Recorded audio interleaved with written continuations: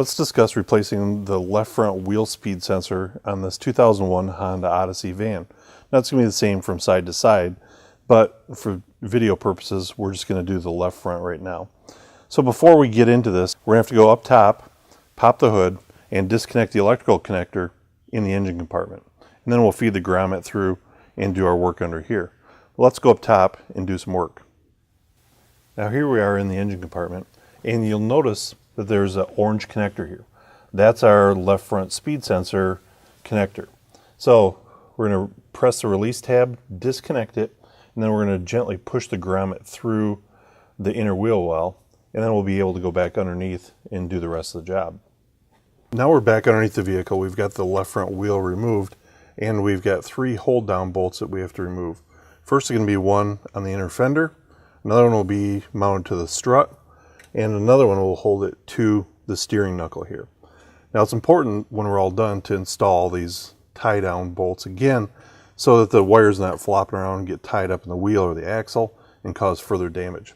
So let's go ahead and remove these 3 bolts.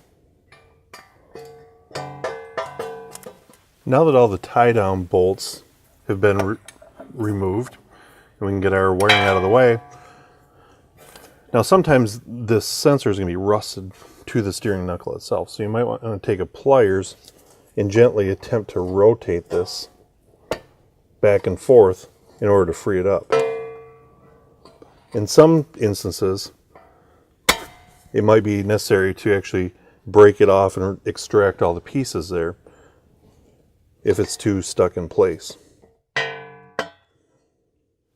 Now the old sensor is removed, it's time to take a little bit of sandpaper or emery cloth and clean up the mounting surface and also the inner hole here where we're going to put our new sensor.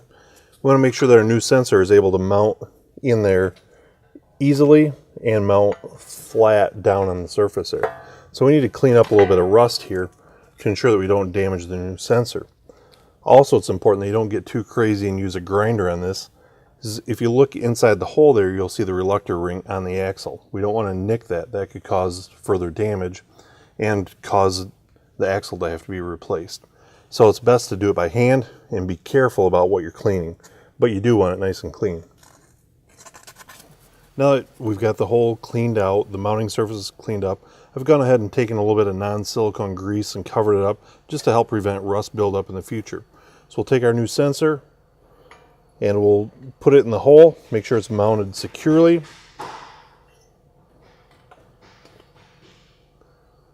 And we'll install the hold down bolt. Now again, we'll go through the process, mount the rest of our brackets in place, plug it back in, mount the tire on, and we're all set.